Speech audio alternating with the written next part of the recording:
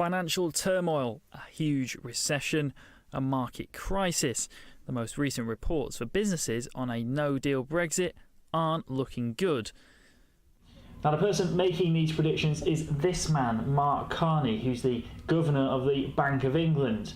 Now, in his predictions, he says that in the event of a bad no deal, our GDP, which is the value of our economic activity, could go down by more than 10%. And he has an even more startling prediction, which says that house prices could fall by as much as 30%. But those Brexiteers said it's project hysteria and that a good deal can be still ironed out.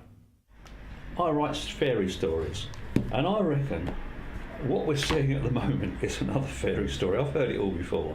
I don't think there is anybody, there's no economist in our country who can predict what is going to be happening in 15 years' time. For somebody to come out now and say, if you don't do this or you don't do that, we're going to see this in 15 years' time, I don't believe it. Business leaders, though, are concerned about these forecasts by the Governor of the Bank of England. Joe James is the Chief Executive of the Kent Invicta Chamber of Commerce and says that it's vital that our companies get clarity so they can plan their futures. One thing that was released yesterday, that the Bank of England said that only half of businesses are actually planning for a no deal. And I think actually the figures are probably more than that if you're looking at small businesses. And if you look at our county, 90% of our businesses employ under 10. And small businesses that I've spoken to, not many have actually started to look at contingency planning, and they find it very difficult to look at contingency planning because the information isn't out there. So how likely is a new deal or even no deal? But I'm hoping that if it is voted down, as it looks as though it's going to get voted down, that the Prime Minister then will go back to the EU and say that I can't get this through Parliament, you've got to give us a concession, you've got to make it clear. And the one thing that they can do is make it clear when we're going to leave definitely the EU. The business leaders and MPs all hoping to get the best deal possible for us, and the vote on the 11th of December could be key on clearing up the future for our traders. Harry Pete for KMTV.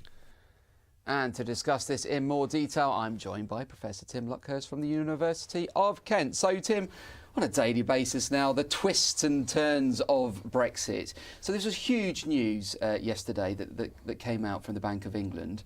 Lots of people are saying that we really must look at it and take it seriously. Gordon Henderson there saying it's a fairy tale. What do you make of it all? Well, of course, for hard Brexiteers, leaving the European Union's always been an ideological cause, not an economic one. And these are the best estimates that the Bank of England can make. Of course, they're not perfect. No economic forecasting ever is. But it's based on the same evidence as all government planning, and it's therefore careful and thought through. The reality is, leaving the European Union without a deal would be extremely damaging. Europe is the largest single market for Britain's goods and services. We'd have to change completely, so that would have some very substantial consequences. And obviously there was a few different scenarios that were talked about yesterday, but of course the media and the public were going to look at those worst case ones. To say 30% decrease of house prices, the 8% shrink in the economy. What does Theresa May make of this today? Does this really help her in her quest to get this deal done? Well, the problem for Theresa May is, of course, that even her deal, which the Bank of England's assessment suggests is a lot less bad for the economy than a hard exit, doesn't see the economy grow as quickly as it would have done if we'd stayed in the European Union. But then, as she and her Chancellor, who both wanted to remain in the EU, have both pointed out repeatedly, they are leaving the European Union because the British people voted for it, not because it's the greatest economic plan. They're Conservatives. They don't want to be on the wrong side of the argument with business, which funds them. Business wants stability. Business predominantly wanted to stay inside the EU.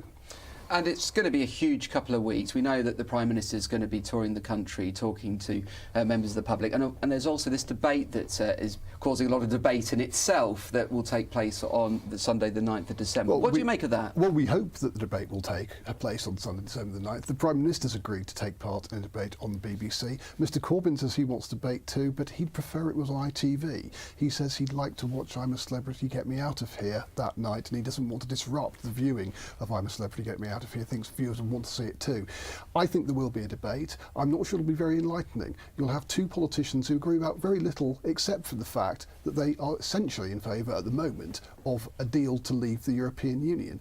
And the public are not going to have any say in this because they're both opposed to there being a referendum on it. So why they're debating in front of the public? Tough one. Will they agree to debate? Well, let's see. If the BBC and ITV can't agree, Andy, I think we should do it here on KMTV. Absolutely, Tim.